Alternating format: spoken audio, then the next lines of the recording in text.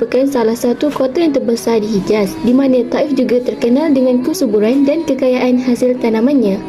Rasulullah SAW berharap untuk menjadikan kota Taif ini sebagai pusat penyebaran dakwah baginda. Antara faktor yang menyebabkan baginda SAW memilih Taif sebagai tempat untuk berhijrah adalah kerana Taif dianggap sebagai pusat bandar yang penting dari segi kepadatan penduduk dan perdagangan, di mana ia juga merupakan tempat yang hebat di hati orang Arab. Antara lain, di Taif, Puak Thaqif merupakan salah satu kabilah Arab yang paling kuat. Hal ini menyebabkan Rasulullah SAW mengambil inisiatif untuk berdakwah di kawasan luar Makkah untuk mendapatkan bantuan dan perlindungan daripada suku yang kuat serta dapat berdiri di hadapan Quraisy. Kekuatan suku Thaqif ini dapat dilihat apabila suku ini menjadi satu-satunya suku yang terlepas daripada Rasulullah SAW selepas peristiwa Fathu Makkah. Antara strategi dakwah yang digunakan oleh Rasulullah SAW ketika berada di Taif adalah mendekati kabilah-kabilah di Taif. Di Taif terdapat puak-puak dan kabilah-kabilah yang menguasai Taif, dan penduduk di Taif bergantung kepada dua kabilah iaitu Hawazir dan Quraisy.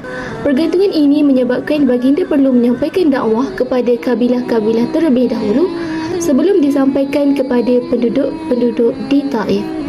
Hal ini dikatakan demikian kerana penduduk Taif menghormati kabilah mereka, dan sekiranya kabilah menerima dakwah yang disampaikan oleh Nabi, maka penyebaran dakwah dapat dilaksanakan dengan baik di Taif.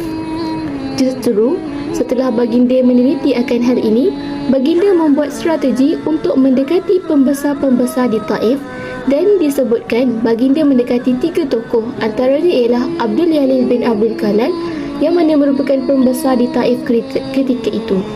Berdasarkan dakwah perantauan Rasulullah di Taif ini, pelbagai iktibar yang dapat kita peroleh antaranya ialah keberanian dan kebijaksanaan Rasulullah SAW dalam melaksanakan serta memikirkan strategi untuk berdakwah, di mana Rasulullah SAW tidak mengirim utusan, melainkan beliau sendirilah yang menuju ke kota tersebut dengan ditemani oleh Zaid bin Harisah radhiyallahu anhu, dengan memulakan dakwahnya menemui pemerintah Taif dahulu sebelum mula berdakwah kepada penduduk di situ.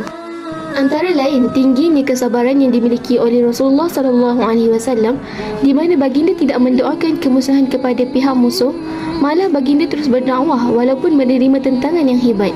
Buktinya, selepas mendengar doa Rasulullah SAW, Allah Subhanahu Wa Taala mengutus malaikat Jibril untuk menyampaikan bahawa Allah Subhanahu Wa Taala menerima doa beliau.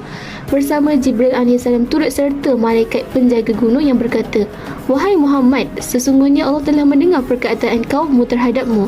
Aku adalah malaikat penjaga gunung dan Rabbmu telah mengutusku kepadamu untuk engkau perintahkan sesukamu. Jika engkau suka, aku bisa membalikkan gunung Akshabin ini ke atas mereka." Semoga video ini dapat memberi manfaat kepada anda semua. Sekian, terima kasih.